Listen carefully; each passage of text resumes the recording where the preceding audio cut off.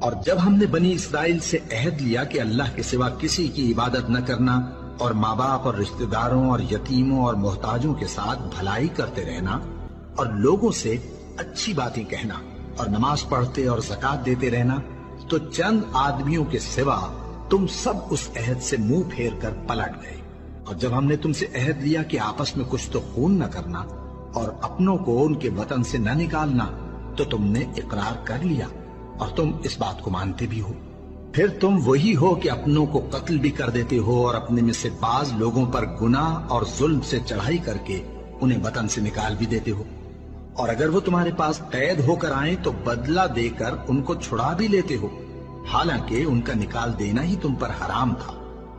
یہ کیا بات ہے کہ تم کتاب اللہ کے بعض احکام کو تو مانتے ہو اور بعض سے انکار کیے دیتے ہو؟ تو جو تم میں سے ایسی حرکت کریں ان کی سزا اس کے سوا اور کیا ہو سکتی ہے کہ دنیا کی زندگی میں تو رسوائی ہو اور قیامت کے دن سخت سے سخت عذاب میں ڈال دیے جائیں۔ اور جو کام تم کرتے ہو اللہ ان سے غافل نہیں۔ یہ وہ لوگ ہیں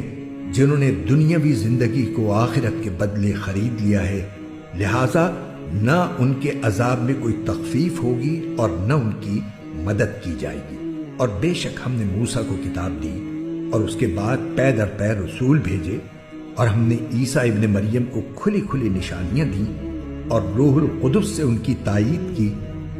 پھر یہ آخر کیا معاملہ ہے کہ جب کبھی کوئی رسول تمہارے پاس کوئی ایسی بات لے کر آیا جو تمہاری نفسانی خواہشات کو پسند نہیں تھی تو تم اکڑ گئے، چنانچہ بعض انبیاء کو تم نے جھٹلایا اور بعض کو قتل کرتے رہے۔ اور یہ لوگ کہتے ہیں کہ ہمارے دل غلاف میں ہیں، نہیں بلکہ ان کے کفر کی وجہ سے اللہ نے ان پر پھٹکار ڈال رکھی ہے، اس لیے وہ کم ہی ایمان لاتے۔ اور ہم نے موسیٰ کو کتاب عنایت کی اور ان کے پیچھے یکے بعد دیگرے پیغمبر بھیجتے رہے، اور عیسیٰ ابن مریم کو کھلے نشانات بخشے اور روح القدس یعنی جبرائیل سے ان کو مدد دی۔ تو کیا ایسا ہے کہ جب کوئی پیغمبر تمہارے پاس